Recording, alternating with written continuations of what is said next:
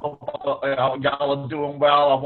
I'm Carl Dermley, retired social studies consultant from Louisiana, and I want to say I admire y'all so much for continuing your education with We the People, and I hope you have a good experience today.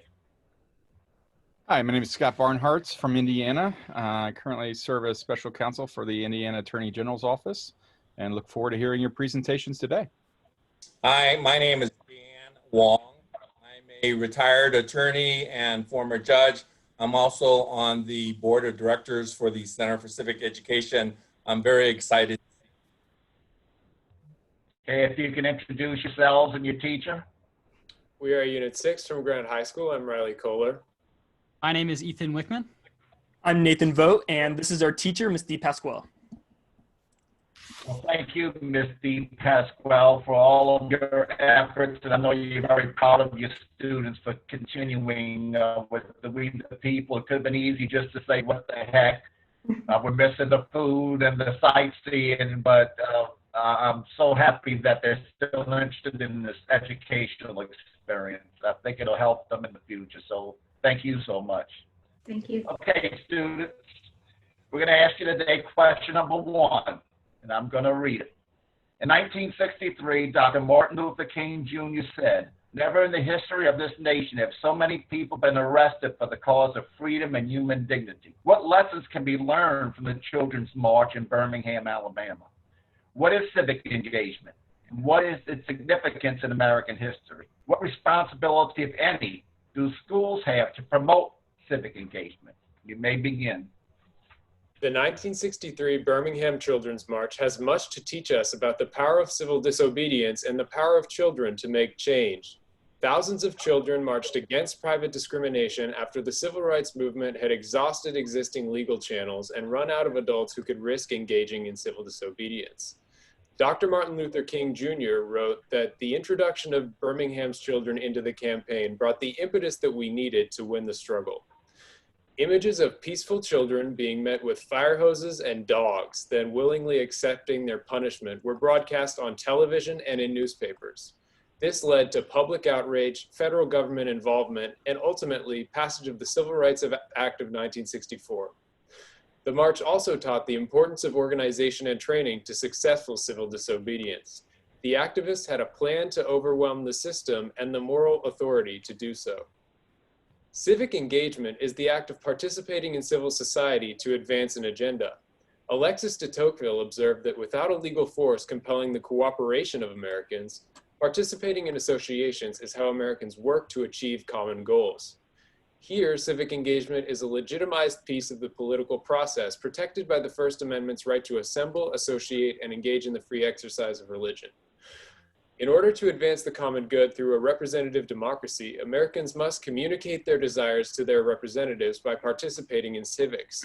Civic engagement resulted in national achievements such as the passage of the 19th Amendment, the Civil Rights Act, and the Voting Rights Act. Equally important, de Tocqueville found that through engagement with associations, Americans could develop enlightened self-interest, the willingness to sacrifice some of themselves for the common good, and to trust other people and the government. The 50-year decline in civic engagement, documented by Robert Putnam, has left our nation lacking in social capital and vulnerable to populist appeals. Schools have an essential role to play in the promotion of civic engagement. Public schools were created before the Civil War for the very purpose of teaching students to be good citizens. In response to Cold War competition, the National Defense Education Act shifted the focus of schools to math and science. And in 2002, the Bush administration introduced No Child Left Behind, conditioning school funding on testing performance.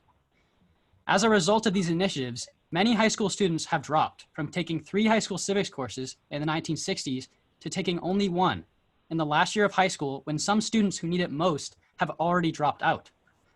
Research has found that only 26% of Americans can name the 3 branches of government, and that the sense of civic duty is declining in younger citizens. To combat this, schools must take more responsibility for the civic participation of their students, making sure to create civically engaged adults. Thomas Jefferson wrote that the true corrective of constitutional abuses was the education of citizens. State governments, again, must make civics education a priority.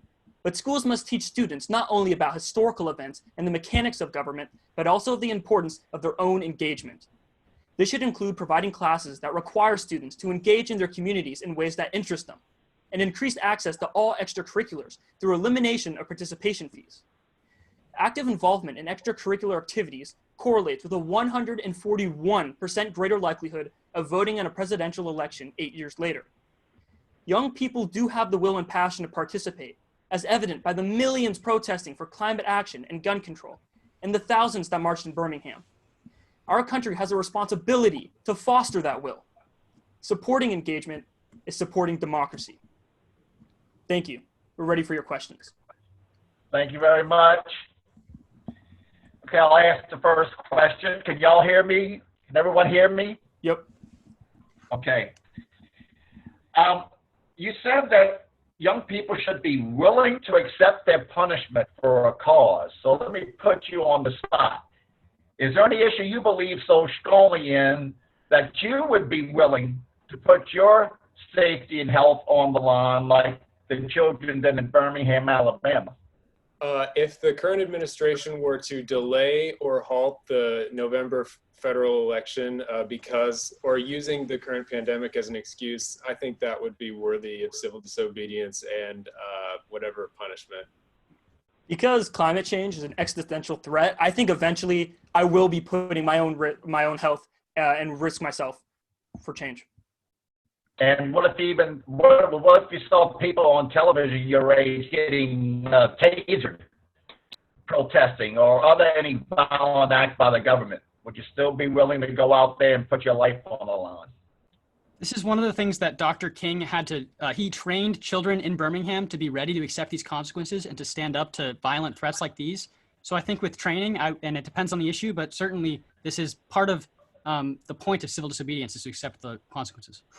I would agree. I would too. I think that, as my colleague said, was part of what was so persuasive about the Birmingham March, is that it was being broadcast across television every night on national news, and people were watching these children get blasted with hoses and being attacked by dogs while taking the punishments and being peaceful.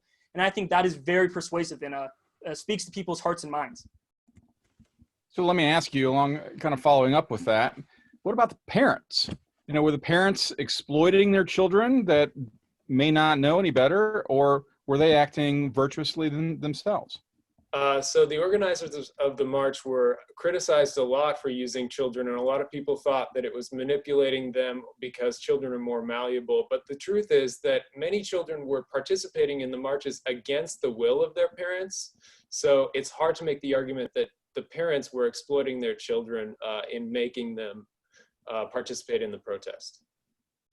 It's also true that the discrimination that these children and Black people were facing in Alabama at the time was greater than the potentiality for violence. They felt that it was worth the violence to overcome these issues. So whose choice is that? Is that the parents' choice or is that the kids' choice? Well, most parents did not want their children to participate in the marches, and the children went from school to the marches against the will of their parents. So it's hard to call it the parents' choice, in my opinion. So my question is, are the protesters against the governor's stay-at-home orders engaging in appropriate or inappropriate civic engagement? I would say inappropriate. Dr. King, in his letter from Birmingham jail, outlined criteria that he thought made just civil disobedience. And the first one was that the political channels be exhausted and that the movement try to make change without violating the law through the legitimate political channels. Another thing that Dr. King was very strong on was the concept of an unjust law. An unjust law is a law that oppresses people who did not have a voice in the law's creation. And in the case of these coronavirus stay-at-home protests, I think that the people who are protesting have had a chance to participate in the political system and are not being unjustly oppressed. Another key aspect of civil disobedience is that the protest has to be nonviolent, and many people would argue that these protests against stay-at-home orders are not exactly nonviolent because they put people in danger when they're so close together and possibly spreading this virus. Additionally, Dr. King wrote of and accepting of the consequences, to show respect for the rule of law. And a lot of these protesters do not want to take the consequences. Recently in Idaho, there was a gathering of people outside of an officer's house for arresting a woman who was violating the stay-at-home orders in a playground and who wouldn't leave. Okay, y'all gave us a nice description of the progression of education. Some might say the digression of education because of the lack of emphasis on civic education. And I think y'all hit the nail on the head with that. But my question would be then, well, then how do you get around this high stakes testing that is taking place in most? Well, I would start with the foundations of education. After the before the Civil War, Horace Mann was pioneered the Common Schools movement, in which he argued that public schools would create the would give students civic responsibility, enable social harmony once people are graduating. And I think this is where we first see the civic education until it declines when we get to the National Defense Education Act.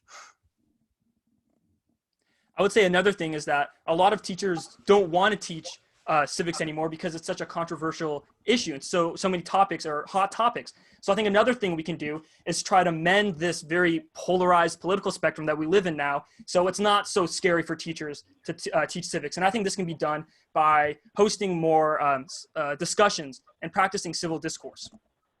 Even with Obama administration reforms to No Child Left Behind, there is still federal funding that's tied to testing results in math and reading and science. And I think that if civics education was included in these tests, we might see more than 8 states, which is the current number of states that requires a full year of civics education in high school.